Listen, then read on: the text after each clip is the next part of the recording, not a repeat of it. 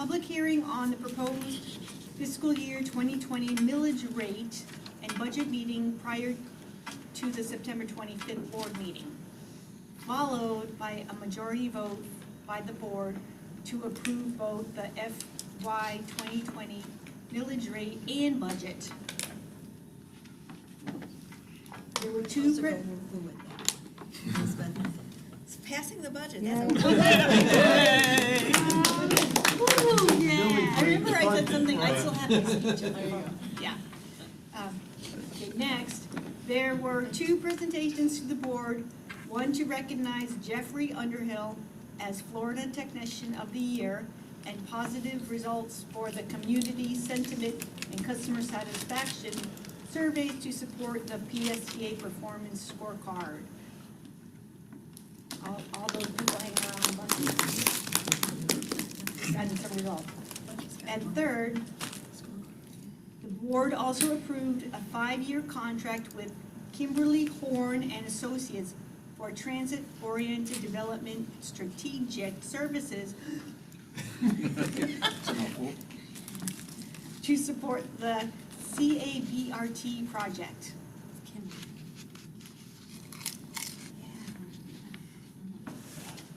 So, Kimberly with a C, BRT, which is Bus Rapid Transit, and we've all seen the And heard the screen. Yeah. Okay. Next is Duncan. Okay, I've got 4 things, so I will do it fast. I'll remind you that you can ask me later if you have any questions.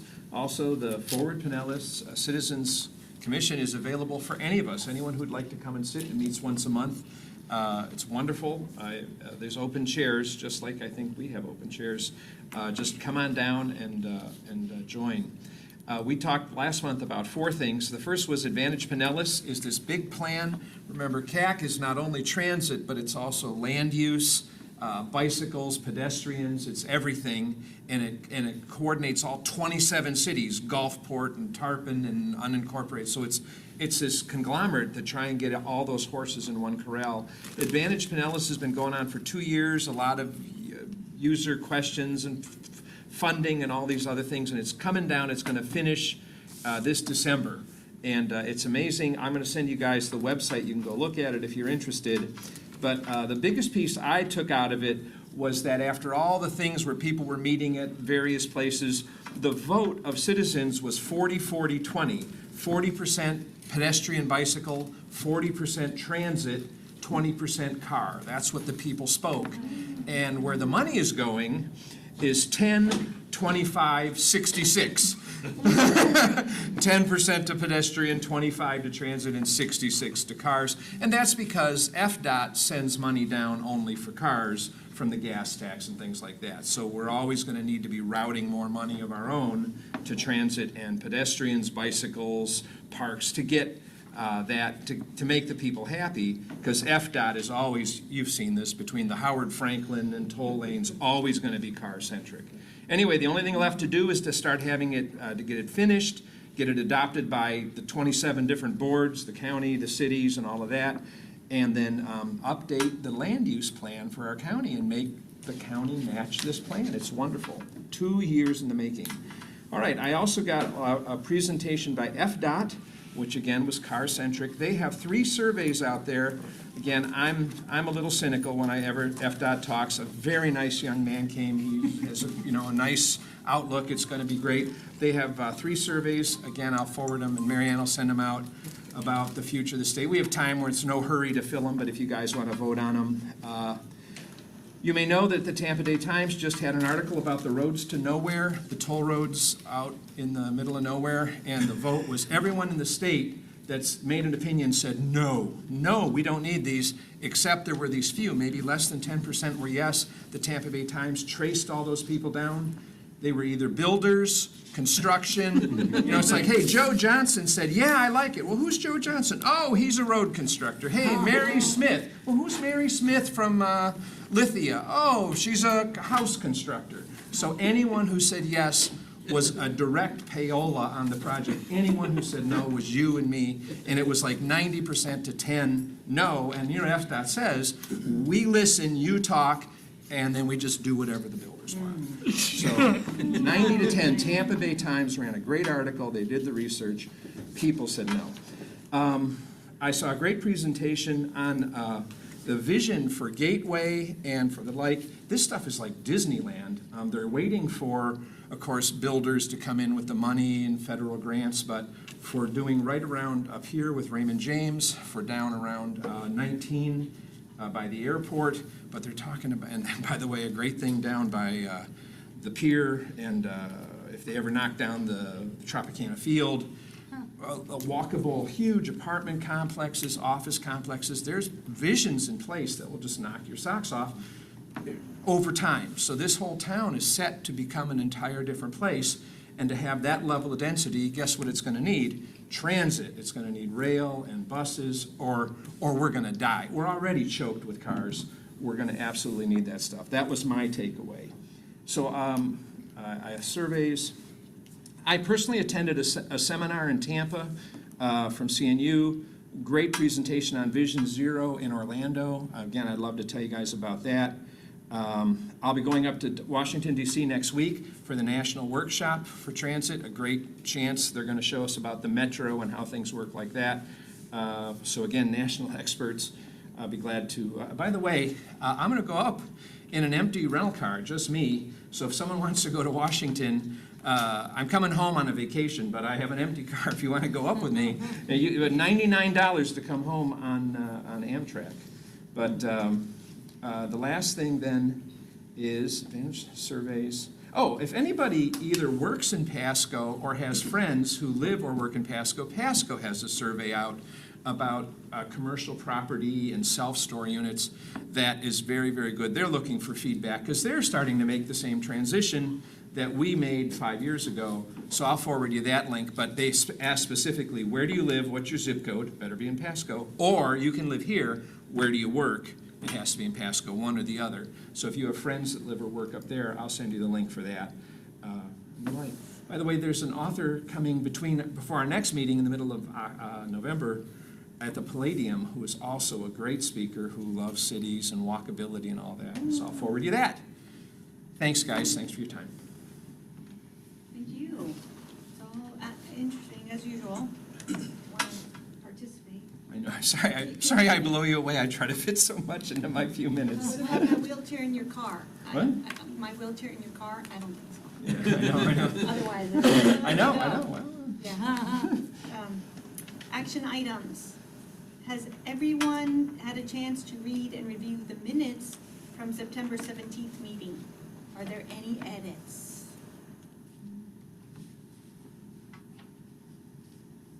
If not, we need a motion to approve.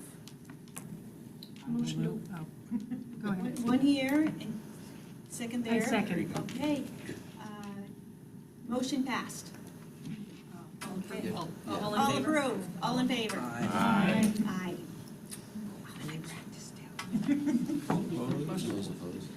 Those opposed? Got the ayes and the nays, okay. Information items. Nicole, now we will hear an informational item on the October service change outreach by Nicole. All right, this is not new information, everyone. So, as a reminder, one of the TRAC initiatives for you all this year was participating in supporting the outreach team and going out and promoting PSTA out in the community.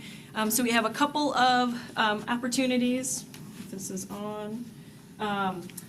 Just coming up with the October service change. So for those of you who are familiar with the service change, we've done presentations the last 2 meetings, but the Central Avenue trolley has a major change on it, as well as the Route 18. And so we are focusing our outreach on the trolley itself.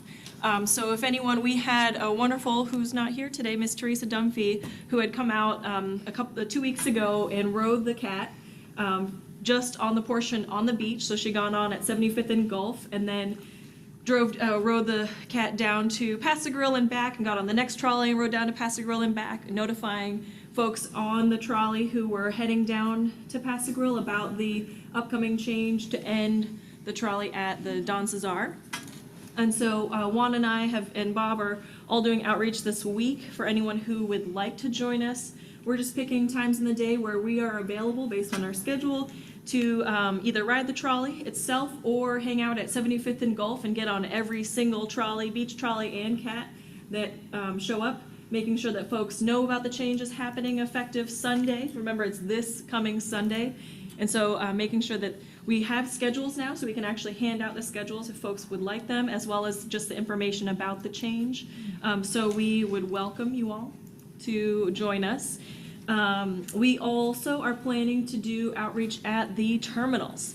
So we're focusing just on Park Street and just on Grand Central Station, because that's the 18 hits both of those, and then the CAT, of course, hits Grand Central Station. What we do for each service change, we're usually out at the terminal at about the time when the route that is impacted the most leaves first thing in the morning. We wouldn't ask you to get there at 6:30 in the morning, but any time of day. We actually have a Sign Up Genius link, so I'll show you, I'll click on that in just a second, where you can actually, what we're inviting you all to do is go to this link. We'll send it out after today. That way you can look at the shifts yourself. You can sign up for 2 hours at 2 to 3 hours between any of the terminals on any of the days coming up, whether that's Thursday, Friday, or Saturday of this week, or Monday, Tuesday of next week. There's a lot of slots, so don't be daunted. I just put all of the options there for you. You are welcome to choose what you'd like.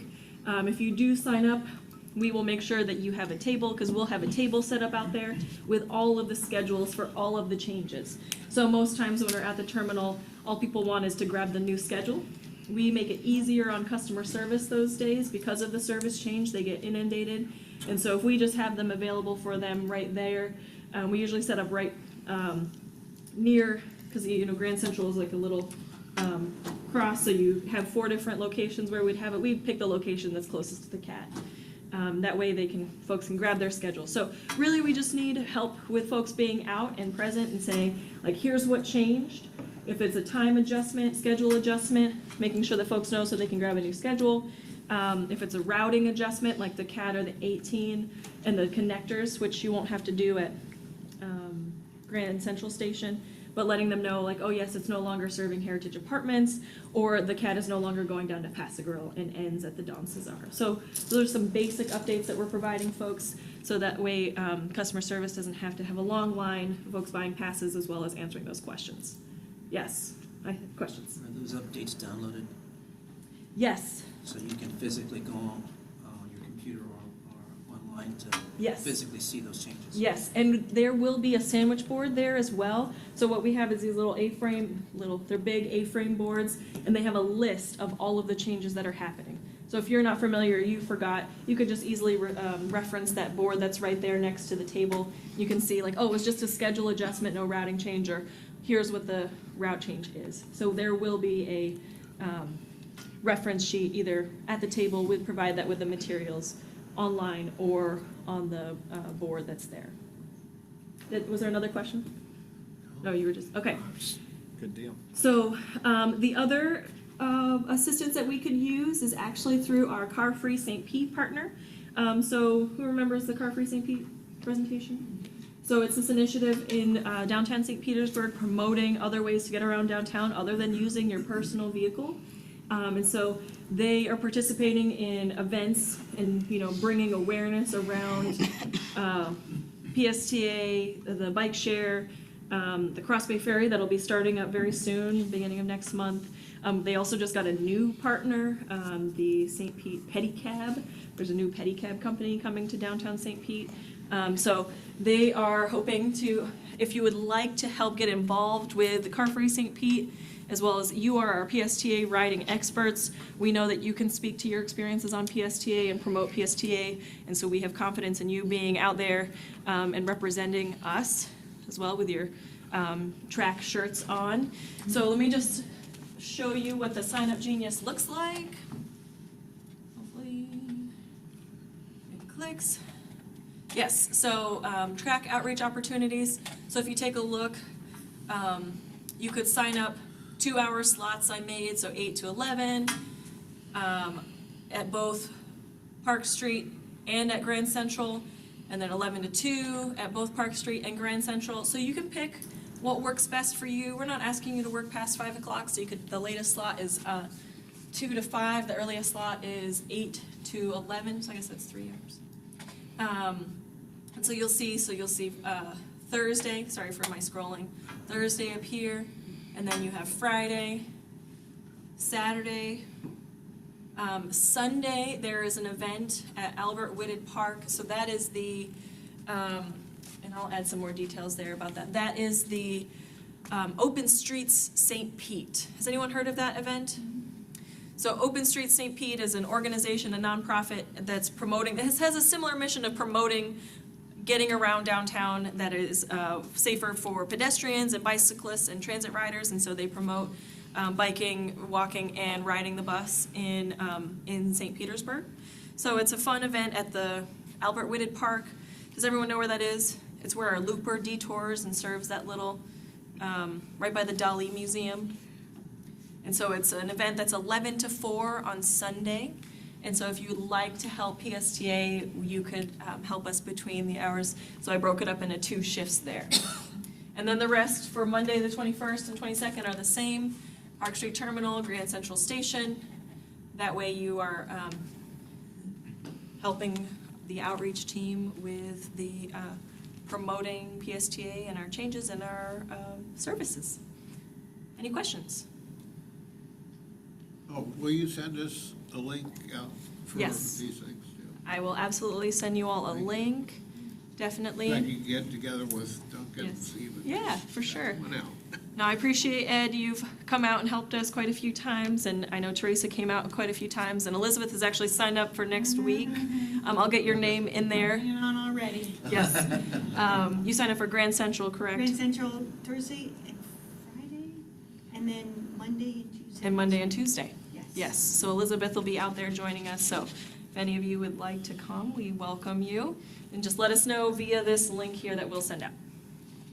All right? Thank you. Any more questions? Anybody else want to go out there and help? Moving on. Please welcome, and there should be 2 members of, they must be behind me. We're here. Oh, good, hello. And Anjali Baker. Anjali, thank you, I knew I'd get that wrong. Anjali Baker and Cassia Eugene. Cassia Eugene, okay. All right, your turn. Do you just Sure. run up there?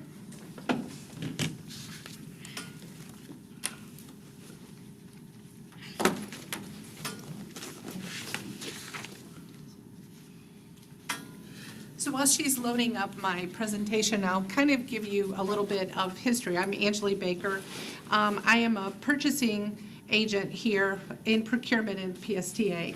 I was very fortunate to be one of the 6 people chosen for the 2019 class of the Leadership PSTA. And what that is over 10 months, we're giving all kinds of training and insight, and we have guest speakers and things that come to us and help us learn to be better leaders for PSTA. We were all given a community impact project, and you may have seen that on TV and such, where we had the mobile food pantry here. We partnered with Feeding Tampa Bay. And we're going to have 3 more of those events, December 3rd, March the 3rd, and May the 5th. And then we each were assigned, or we were given the task of having an applied learning project. So you take what you learn from the classes, and you are you get to choose whatever kind of learning project that you want to take on. And my applied learning project was to get healthy food here for our employees. A lot of times we don't take the time, or we don't stop to have lunch. And so you're like scrambling, and you don't have enough time to run out to go grab something to eat. So we have the vending machines, and my particular learning project started with something like, hopefully this works. You have to aim over that way. Oh, first I have to maybe turn this on. On, yes. Okay, Oh, there so my, Very good. started You know with something? No soup for you. Come back. 1 year. oh, Next. he says no soup. My whole project started with last January.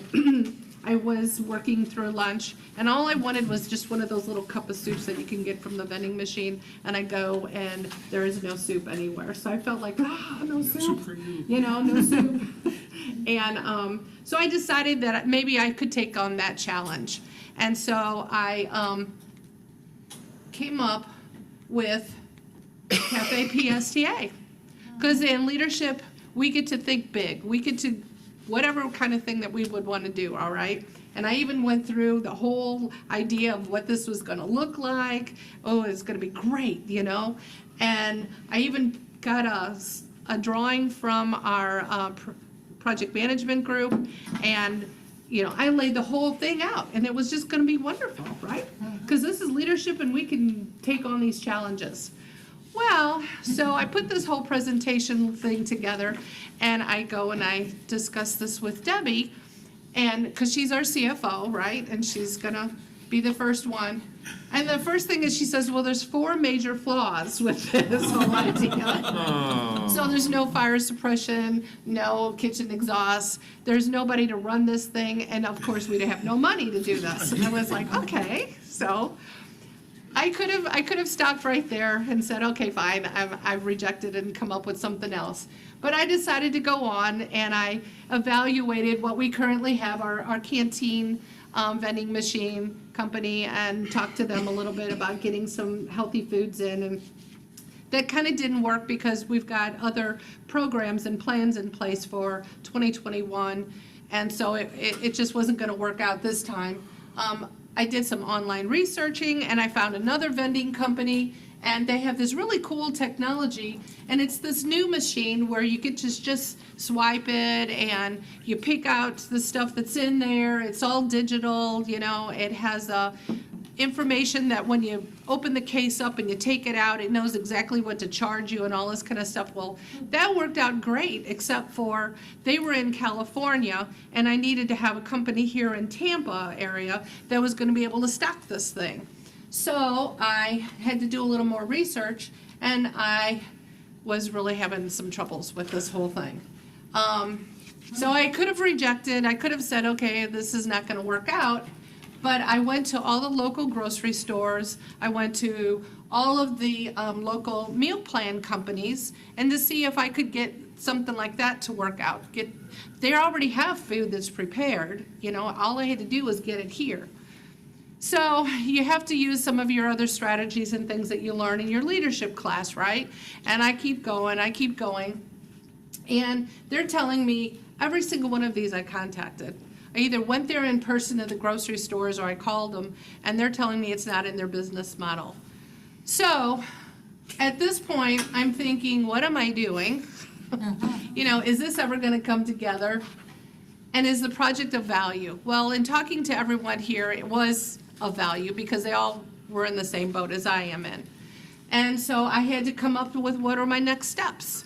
And that was another thing that we learned in leadership is like, okay, make out a plan and kind of work your plan. And if you have the ideas, you know, make sure that you're putting it all down. Well, yes, of course, I was doing all of those things, much like what all you are doing. You listen to people, you come up with a plan, and you put it into works, right? And sometimes you hit walls and you keep going. Well, I came up with this company, and we are very fortunate. The owner of the company, the CEO, is actually a registered nurse and a nutritionist, certified nutritionist. And all of the products that are in there are either keto or vegan or low carb. And whoops, let me go back. So we actually just had this installed a week ago. So it's taken me all this time. But I finally got it here, and it seems to be working out okay. They have some really delicious blueberry muffins that everybody is crazy about in there. And then they have all kinds of soup. They have 5 soups. I am very happy. Your soup, your And it is just really, it's just very easy and convenient. I was very fortunate. They gave me like 5 minutes to talk at the quarterly employee meeting, and I got to announce it. Everybody was happy because I gave out little samples and stuff like that. And I'm sorry I don't have samples here today. But anyway, that was my project. It did take me 10 months to get it all done, and I'm really glad to be done with it. Of course, some of the things that I learned was strategies for influencing others. I can't tell you how many people I talked to and how many times I had to tell my story and how many times I had to sell it. And so I think the biggest thing that I learned was perseverance and dedication and commitment to something that I truly believed in.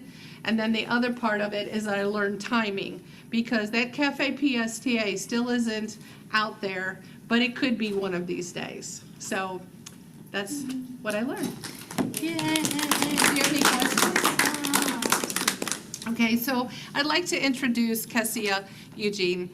She is another one of my cohorts in our leadership program.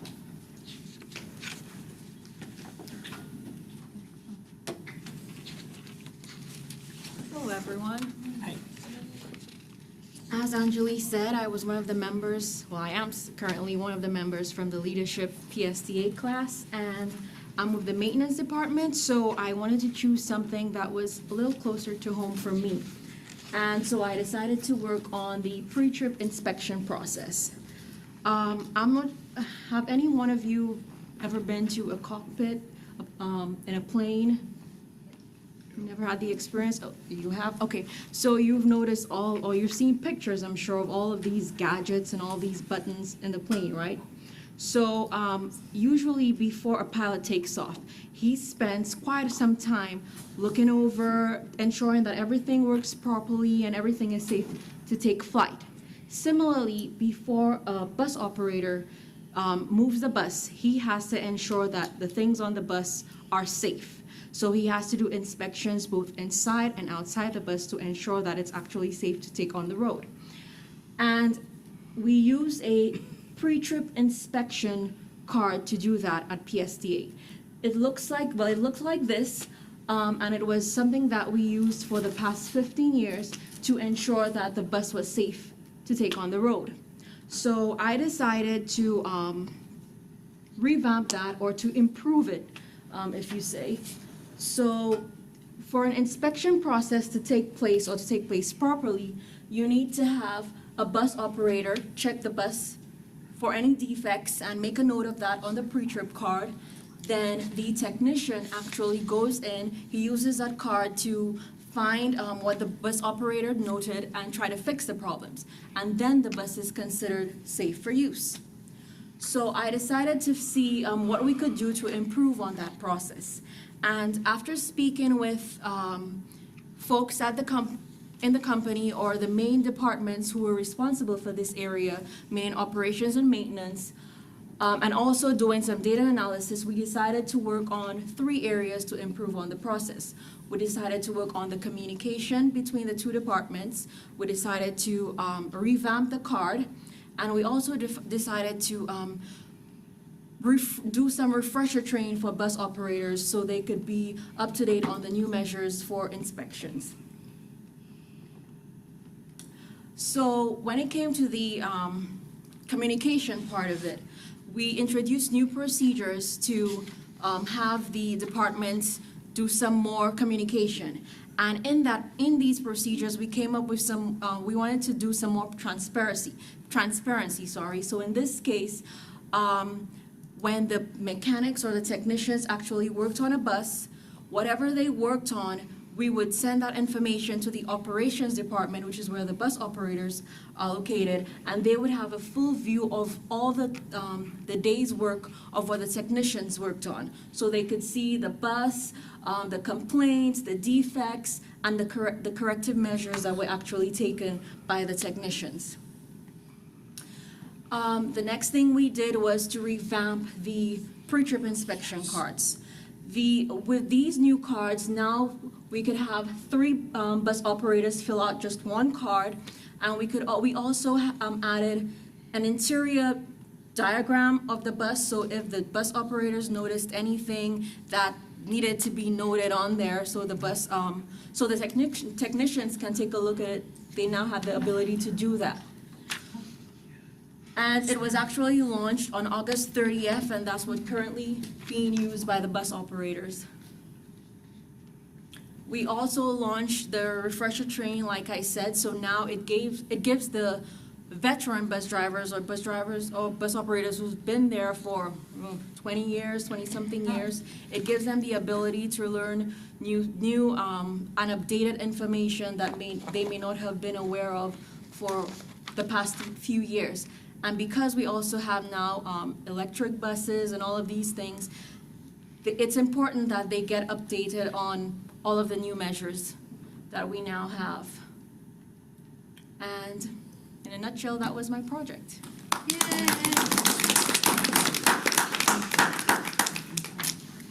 Quick question. Yeah, sure. That's a Sorry. fantastic system. Although it was in place before, a driver goes out, he's been assigned a bus, and he finds something wrong. Oh, the steering wheel's loose. He is then assigned a new bus because he's got it. Well, it depends. So usually they, while they're out on the road, they do have that pre-trip card. They make a note of it. If it's something that is obviously of high risk, they would have to call into the radio room, and then that would be decided if they. But if it's a rattle or a inconvenience, then he would just note it and bring it home. I see. Once it's Okay. not something that should be. Obviously, the bus shouldn't be a on the road, loose it should- tire is different than a Yes. rattly air conditioner vent. Right. Okay, all And we right. have somebody from the safety and training department over there, so he can answer any Thank question you. when it comes to That's you. great. That's a great form. Thank you. Thank you. Good job. Yes. If you don't mind going back in your slides towards the beginning, your first thing you said was communication. That one right there. Mhm. So I found it interesting, no drivers beyond this point, and then I see drivers permitted. So did something Yes. change? Yes, so there was this thing or this myth that drivers were not allowed, and I say a myth because drivers said they were not allowed downstairs in the maintenance area. And the bus, when I spoke to the technicians, they said, of course, yes, they're allowed down here. But then all of the doors had these signs. So I don't know where the change happened, but I guess the signs were just not updated. So we decided to designate certain doors to allow drivers in, and it was mainly for safety measures, because you have buses that are propped up in the air where people are working on, and you don't want anybody to get injured. So we actually designated some doors where bus drivers could actually enter, and let them know that the supervisor's area is where they could go in to have a one-on-one conversation with the technician supervisor, so they could give some more information.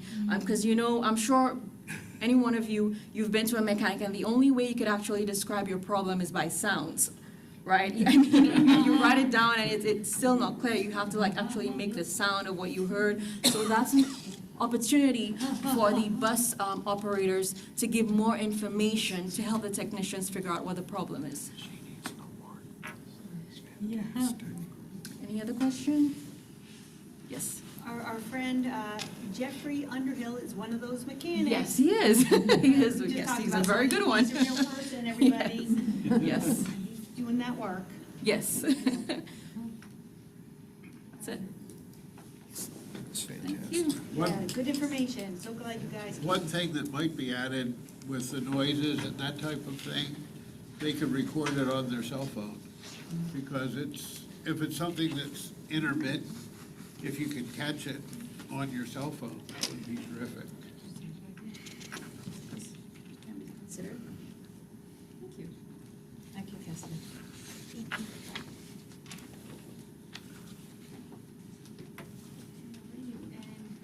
It's time for member comments. We've had some interesting presentations. Any comments? I just want to say, I worked the Low Vision Expo Ross Silvers, the mobility manager, this past Saturday at Chapel on the Hill in Seminole. It was really good to get the word out about the demand response transportation program and to see all the people that use DART. Yay!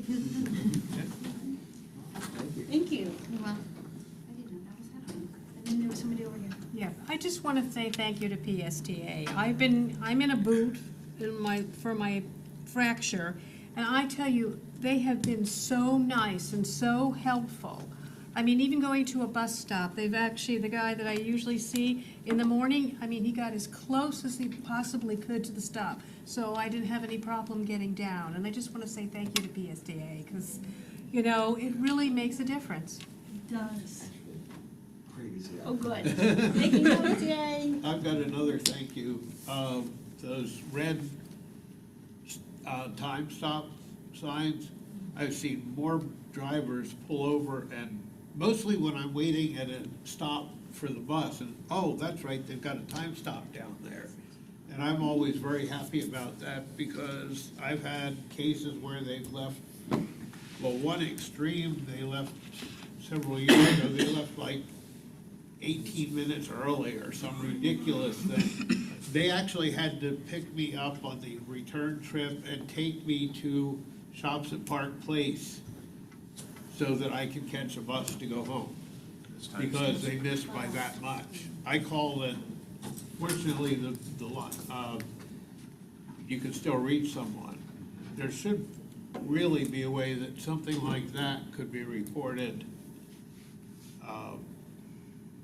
to the supervisors, that there's no way that anything can be reported after the hours that they're open too, especially on Sundays. But you can email or call back the next day as long as you have the information. Yeah, but if you're trying to resolve Yeah, it for that- that, at night, you're like, right. I was just lucky, I caught them by maybe a half hour or something, before they would, I wouldn't have been able to reach anybody.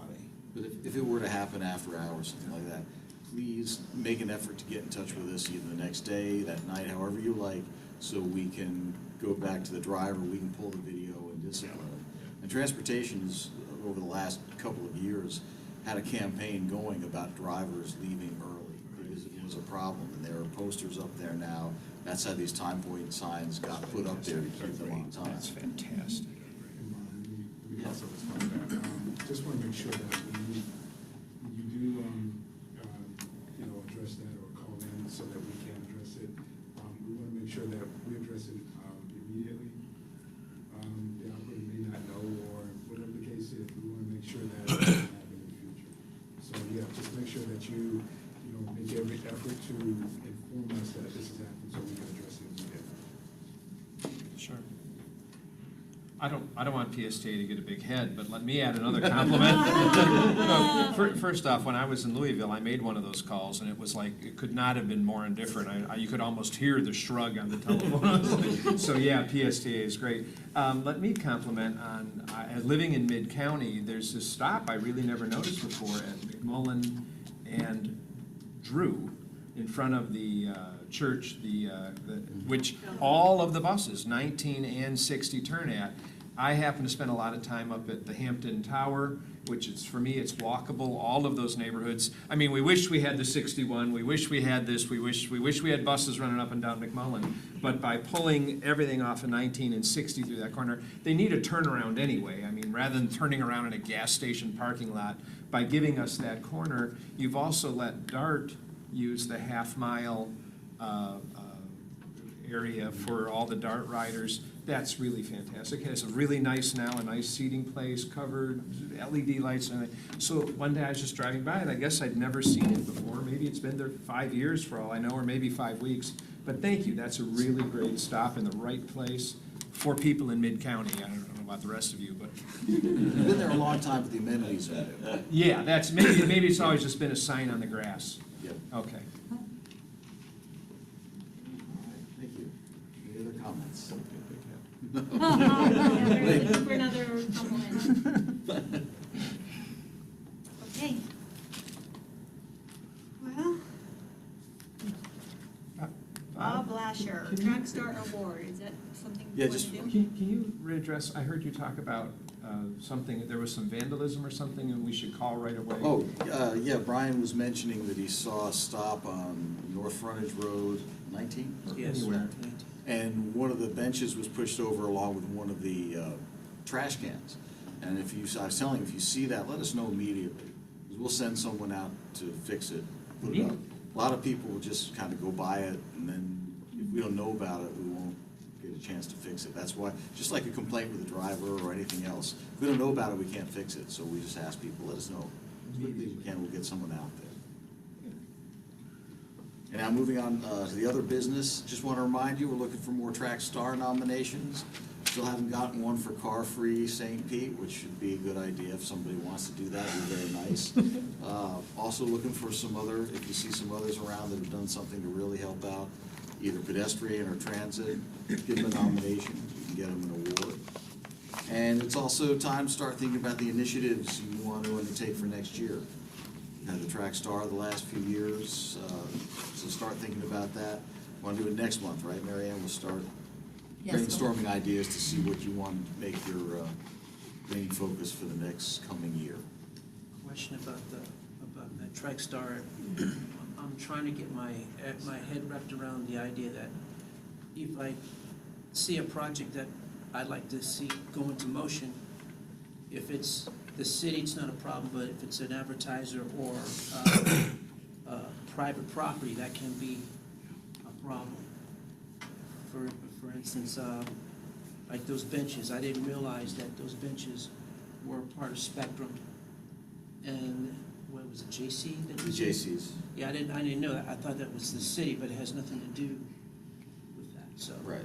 you have to consider what I'm dealing with. Do you have to negotiate with a specific, with the city, or do you, or with a business or advertisers? How does that all play out? I'm not quite following with the Track Star, because the Star Award is for somebody who does something to improve transit. Okay, so if I see, okay, I didn't understand. Okay. I mean, but as far as the benches, it would depend on who's putting them out. If you were wanting to request one, you'd either have to go to Spectrum if it wasn't their bench, or the JCs. Okay. They're the ones who would handle it. And then we are trying to put out benches in areas where we can to replace some of those. Okay, the ones that are submitted to the, is that PSTAs or is that? We've got a mixture of them throughout the county. Okay, that's all. Okay. I've had trouble that before I nominate someone who's a McDonald's or a gas station, I always go to ask the owner, would you like some free publicity for being a good citizen and helping with transit? And almost all of them say no. Like, I don't want to get involved, that's a big, I'm like, well, come on, look, we'll bring you down to City Hall, we'll give you the key of the city, your company name, we'll get in the paper. It could not be less interested, and I'm very frustrated by that, and I don't know what to do. Maybe it's the way I present it, or maybe I come off like a homeless guy that's, like wearing a tin hat or something. But I always present by saying, I sit on a committee, we can get you some free publicity. You've done a good job. You've got a bench in front of your place with handicap access. That's really great. And it's like, well, whatevs. I'm like, we'll get you a decal to put in your door or something. Is that the manager? Well, I wait around to talk to the owner. Oh, it's the owner?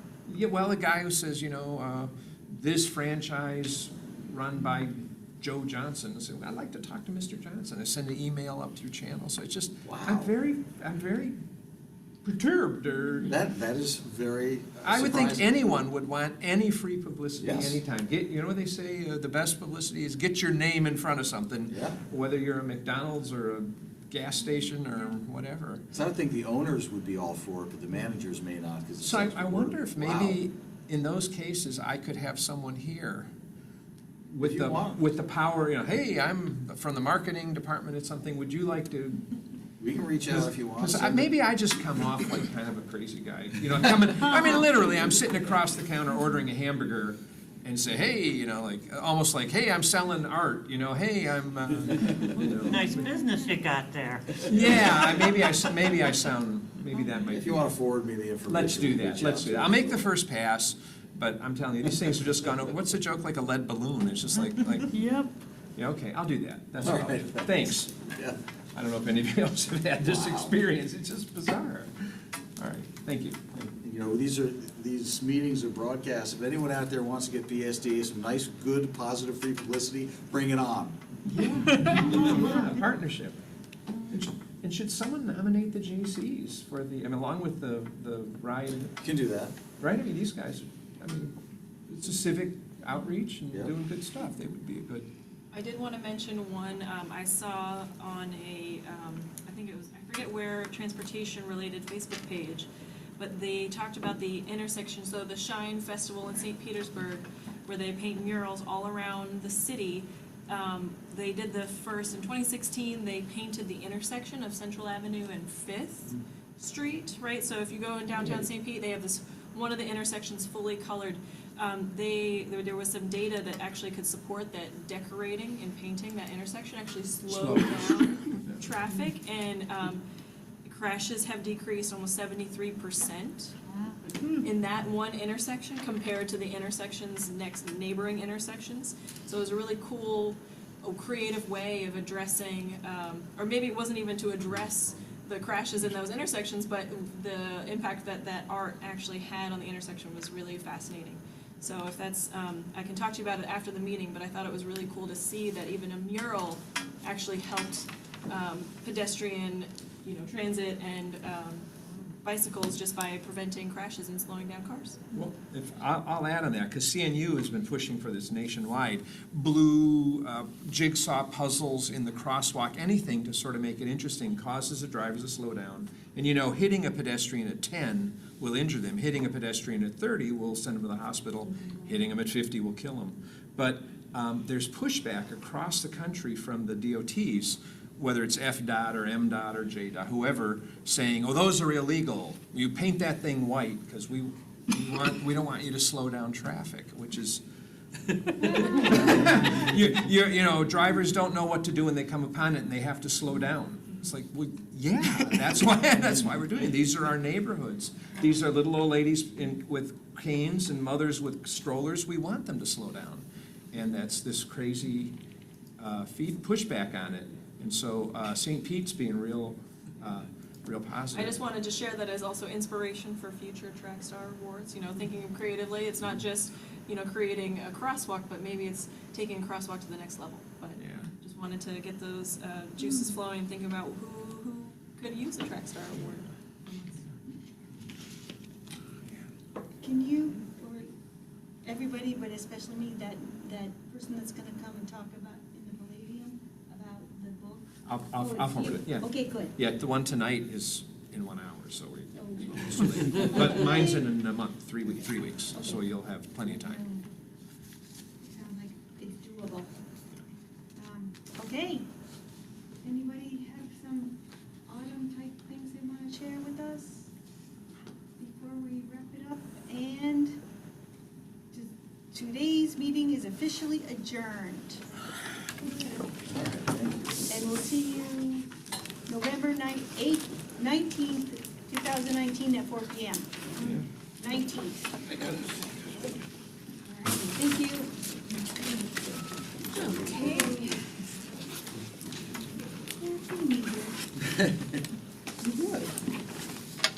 And then what did I do? I flipped it over. You're allowed to buy the right pen. Yeah, okay, thank you. That's how much do I need?